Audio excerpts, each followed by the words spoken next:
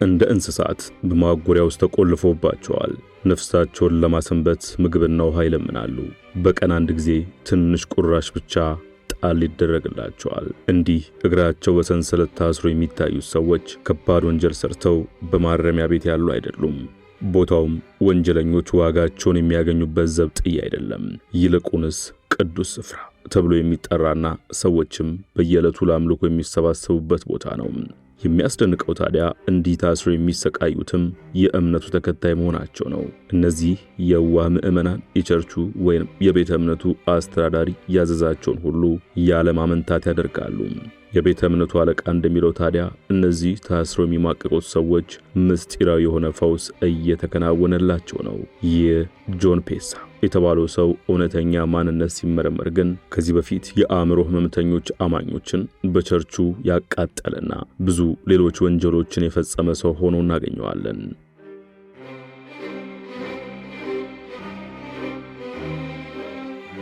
ጤና ይስጥልን ውድ ቻናላችን ቤተሰቦች፣ ለዛሬ በኬንያ ሃይማኖትን ሽፋን አድርጎ የተፈጸመ ያለን አሳዛኝ ግፍ መነሻ አድርገን ሐሰተኛ ነቢያት በአፍሪካ እየፈጸሙ ያሉትን ግፍ እናስመለክታችኋለን። እነዚህ ሐሰተኛ ሃይማኖት አባቶች የተለያዩ እምነቶችን ሽፋን አድርገው በሀገራችን የሚገኛሉ። እነዚህ ወንጀለኞች የትኛውንም እምነት የማይወክሉ አጭበርባሪዎችም ናቸው። እናም በዛሬው ዝግጅታችን በኬንያ አንድ ቤተ እምነት ከፍቶ ህዝብ እያሰቃየ ያለውን ጆን ፔሳና በየዋህነት ፍዳቸውን እየበሉ ያሉትን ምዕመናን ታሪክ ወደ እናንተ እናቀርባለን። እስከ ዝግጅታችን ፍጻሜም አብራችሁ እንድትቆዩ በአክብሮት እንጋብዛለን።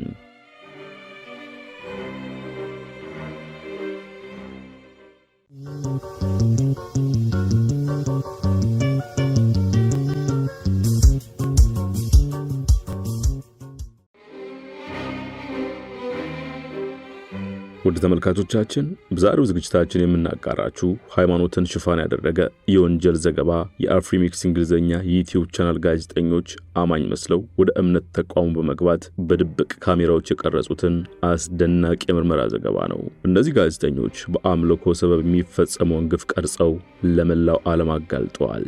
ይህ ከወንጀለኞች መቅጫ በባሰ ሁኔታ የራሱን ተከታዮች የሚያሰቃየው ቤተ እምነት የሚገኘው በኬንያ ኪሱሙ ከተማ ውስጥ ነው።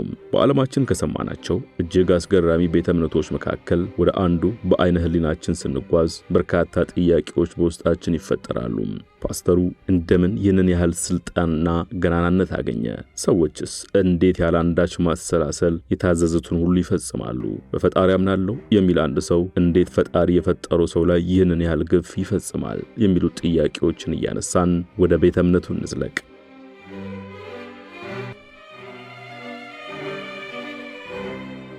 የኬንያን የኋላ ታሪክ ስንመለከት እንዲህ አይነቱ ሞኝነት ተጣናውቷቸው እናገኛለን። በሀገሪቱ በተለይ ካምባ የሚባሉት ጎሳ አባላት አንዳንድ ሰዎች ልዩ ተፈጥሯዊ ኃይል ታድለው ይወለዳሉ ብለው ያምናሉ። እነዚህ ሰዎች ታዲያ ሰዎች የመፈወስና ከበሽታዎች የማንጻት ችሎታን የታደሉ እንደሆኑ እርግጠኞች ናቸው። እነዚህ ሰዎች ከበሽታ ማዳን ብቻ ሳይሆን ሰዎች ላይ ጉዳት ማድረስ አሊያም በሽታን መፍጠር እንደሚችሉም ነው የሚታመንባቸው። ይኸው ባዕድ አምልኮ ታዲያ ባለንበት የስልጣኔ ዘመንን በብዛት ይስተዋላል። እንዲያውም በ2008 ኬንያውያን ይህንኑ ብላክ ማጂክ እያሉ የሚጠሩትን የጥንቆላ ተግባር ሲፈጽሙ ነበር ያለቻቸውን 11 ሰዎች በቁማቸው አቃጥለዋል። ታዲያ የሰዎችን አስሮ የሚያሰቃየው ፓስተር እንደምን በፖሊስ አልተጠየቀም የሚል ጥያቄንም ያጭራል።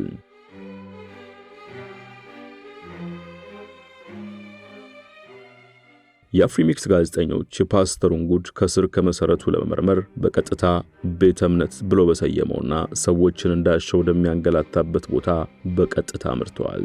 የቤተ እምነቱ መግቢያ ላይ የተጻፈውም ጥቅስ ታዲያ እንዲህ ይነበባል። በፈጣሪ የምታምኑ ከሆነ ለመጸለይ እንኳን ደህና መጣችሁ፣ በፈጣሪ የማታምኑ ከሆናችሁ ደግሞ ለጉብኝት እንኳን ደህና መጣችሁ። ወደ ውስጥም ሲገባ ፓስተር ጆን ፔሳ የዋዛ ሰው እንዳልሆነ በቀላሉ መገንዘብ ይቻላል። የዋዛ ሰው አይደለም ያልነው በሃይማኖታዊ ብቃቱ ሳይሆን በአደገኛ ሰውነቱ መሆኑን ልብ ይሏል። ሰውየው በኬንያ ታሪክ ከቅኝ ግዛት ነፃ ከወጣች በኋላም ሀገሪቱን ካስተዳደሩት ከሁሉም ፕሬዝዳንቶች ጋር ተገናኝቷል። ከሀገሪቱ ከፍተኛ ጄኔራሎች እስከ ፖለቲከኞችና ምሁራን ፓስተሩን የማያውቀውና የማይቀርበው ሰውም የለም። የአፍሪሚክስ ጋዜጠኞች ታዲያ ይህንኑ አወዛጋቢ ሰው ፊት ለፊት ለመጠየቅና ቃሉን ለመስማት በቅተዋል።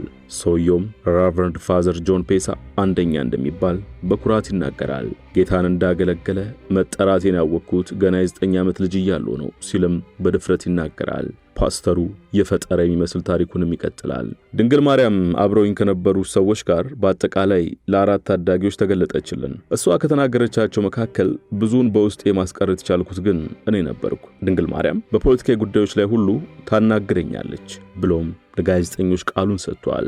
ነፃነታችሁን የምታገኙት ነጮችንና ህንዶችን መግደል ካቆማችሁ ነው ብላኛለች የሚለው ምላሹ ደግሞ በእጅግ የሚያስገርም ሆኖ እናገኘዋለን። ጥያቄው ታዲያ እንዴት አንድ መንፈሳዊ አባት እንዲህ አይነቱን ራእይ እንዴት ሊያይ ይችላል? የወገኖቹ ኬንያውያንን ሞትና እንግልት ሳይሰማው እንዴት የነጮች ሞት ጉዳይ ታየው የሚለው ነው። ከዚህ አንጻር የፖለቲካዊ እንጂ ሃይማኖታዊ መገለጥ አይደለም ለማለት ያስደፍራል።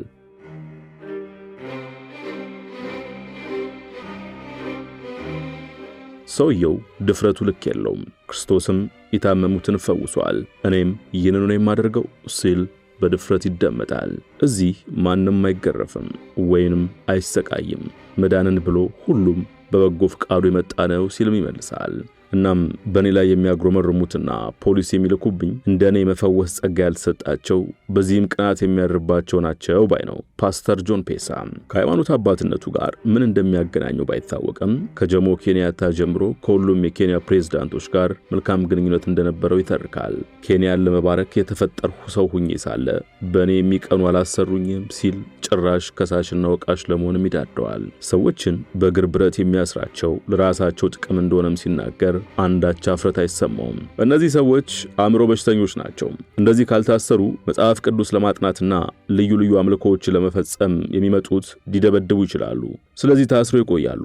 እኔም ከበሽታቸው ፈውሼ ልካቸዋለሁ ነው የሚለው ፓስተር ጆን ፔሳ።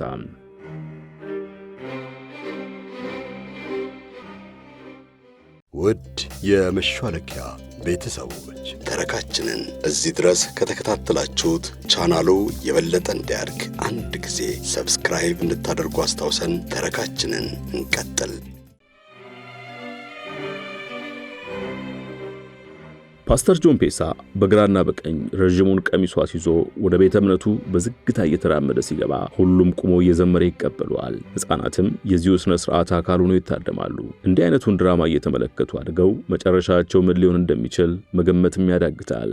የአፍሪሚክስ ጋዜጠኞች ታስረው ከሚማቅቁት ጋር ቆይታ በማድረግ በአይናቸው በመታዘብ ሐሰተኛውን የእምነት ሰው የእምነት ክህደት ቃሉን በመቀበል የሚለውን በመስማት አትታለሉ፣ ሰውየው የለየለት አጭበርባሪ ነው የሚል መደምደሚያ ላይ ደርሰዋል። ፓስተሩ ለራሳቸው ከበሽታ መዳንና መፈወስ ብዬ ነው በእግር ብረት ያሰርኳቸው ይላል። እነሱ ደግሞ በውሃ ጥም እየተቀጣን በረሃብም እየተሰቃየን ነው የሚል ሮሮ ያቀርባሉ። የኬንያ ፖሊስም በደረሱት ጥቆማዎችና ባደረጋቸው ምርመራዎች በዚህ ቤተ እምነት ሰዎች ታስረው በከፍተኛ ስቃይ እንደሚማቅቁ ባስ ብሎም በቤተ ክርስቲያኗ ቅጥር ጀርባ አስክሬኖች የተቀበረበት ቦታ እንደሚገኝ ደርሶበታል።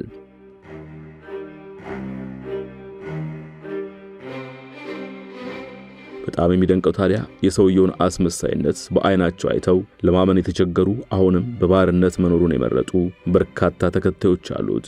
በእድሜ ገፋ ያሉ አንዲት እናት እንደውም ለአፍሪሚክስ እንዲህ ሲሉ ይደመጣሉ። እኔ መናገር አልችልም ነበር፣ ሰዎች ወደዚህ አመጡኝ፣ እዚህ ከመጣው በኋላ ይሄው መናገር ቻልኩኝ ሲሉም ስለ አስተኛው ፓስተር አዳኝነት ምስክርነታቸውን ይሰጣሉ። እኚህ እናት አባታችን ማንንም ከቤቱ ድረስ ሂዶ ላድንህ ብሎ አላመጣም፣ ሁሉም መዳንን ሽቶ በራሱ እግር ነው የመጣው። እናም ለምን መልሰው በአባታችን እንደሚያግረመርሙ አላውቅም ሲሉም ይሞግታሉ። ፓስተር ጆን ፔሳ ምዕመኑን በማንገላታት በተደጋጋሚ በፍርድ አደባባይ ቢሰየሙም ሰውየው ከፕሬዝዳንት እስከ ጄኔራል የማይቀርበው የለምና በዛም በዚህም ብሎ በተደጋጋሚ ነፃ ያወጣል። በማጭበርበር ብቃቱ ሲታለሉት ደግሞ መዳንን ሽተው ከበሽታቸው የባሰን በሽታ ይሸምታሉ። ሞትን በሚያስመኝ ስቃይም ውስጥም ያልፋሉ። በነገራችን ላይ በአህጉራችን አፍሪካ እንዲህ አይነቱን አስመሳይ የሃይማኖት ካባ የደረበ ሰው ማየት እንግዳ ነገር አይደለም። እውነት ለመናገር በሀገራችን ኢትዮጵያ ሳይቀር በሁሉም እምነት ውስጥ ሃይማኖት ካባ ደርበው ሕዝብ የሚያጭበረብሩ እጅግ በርካታ ሰዎች አሉ። የእነሱ ጉዳይ ለጊዜው ተከርኖ ይብሰልና እንደ ፓስተር ጆን ፔሳ ሁሉ ሕዝብን በማጭበርበር ከሚታወቁት ዝነኛ የአህጉራችን ፓስተሮች መካከል ለስንብት ጥቂቶቹን እንጠቁማችሁ።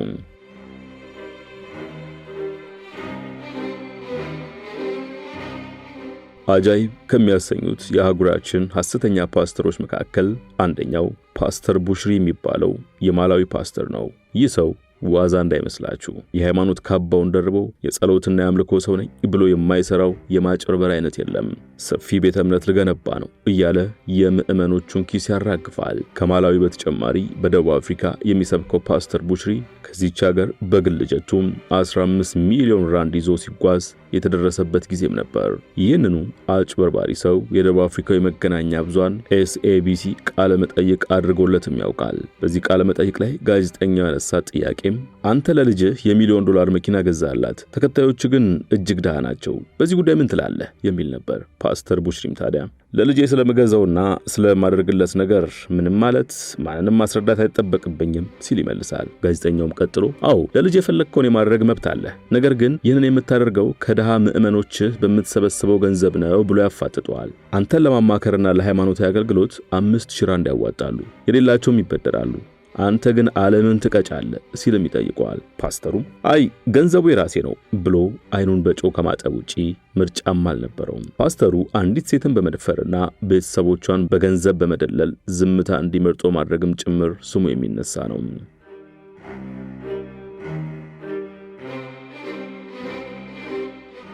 ሌላኛው የለየለት ሐሰተኛ የአህጉራችን ፓስተር ደግሞ ፓስተር ባፋና ዛንዶ ነው። ይሄኛው ጉደኛ ፓስተርም አንዲትን ሴት ደፍሮ አንዲት ቃል ትንፍሽ ብትል ቤተሰቦቿ እንደሚገርልባት በመዛት ወንጀሉን የሸፈነ አረመኔ ነው። ሴትዮዋ ለጊዜው ፈርታ ዝም ብትልም የኋላ ኋላ ግን በፍርድ አደባባይ አቁማው ተመጣጣኝ ብይንም ተጠያቂ ሆኗል። ሰውየው ከዚህ ሴት በተጨማሪ በርካታ ሴቶችን በተለያዩ ጊዜያት መድፈሩም ይወራል። ታዲያ የደቡብ አፍሪካው ግዙፍ የመገናኛ ብዙሃን SABC ይህንን ሐሰተኛ ፓስተርም በብዙ ወንጀሎች ስም ይነሳል፣ ምላሽ ምንድን ነው ብሎ በአንድ ወቅት ጠይቆት ነበር። እኔ ፈጣሪን የማመልክ ሕዝቤንም የምባርክ ሰው ሆኜ ሳለ ሰዎች ስሜን ለማጥፋት፣ ቤተሰቤን ለመበተን፣ ቤተ እምነቴንም ለማፈራረስ ብዙ ይጥራሉ ብሎም አይኔን ግንባር ያድርገው ብሎ ከመካድ ውጪ አማራጭ አልነበረውም።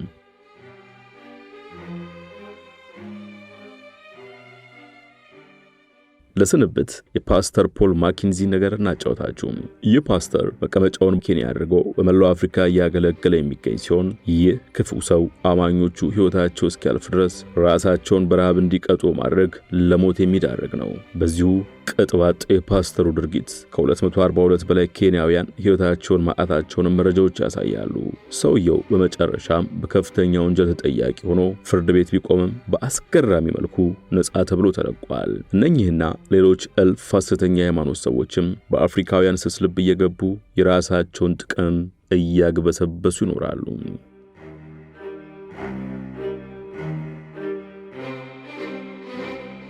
ውድ ቻናላችን ቤተሰቦች በኬንያ አማኞችን አስሮ በረሃብ ከሚቀጣው ቤተ እምነት ተነስተን የአፍሪካ ሐሰተኛ ሃይማኖት መሪዎችን ጉዳይ በጥቂቱ የዳሰስንበት የዛሬው ትረካችን የተከታተላችሁት ይመስል ነበር። አብራችሁን ስለነበራችሁ እናመሰግናለን። እንደተለመደው ለቻናሉ አዲስ የሆናችሁ ሰብስክራይብ በማድረግና ደውሏን በማብራት በየዕለቱ የምንለቃቸው ተረኮች በፍጥነት እንዲደርሷችሁ ማድረግን አስታውስናችሁ። ሰናይ ጊዜ በያላችሁበት።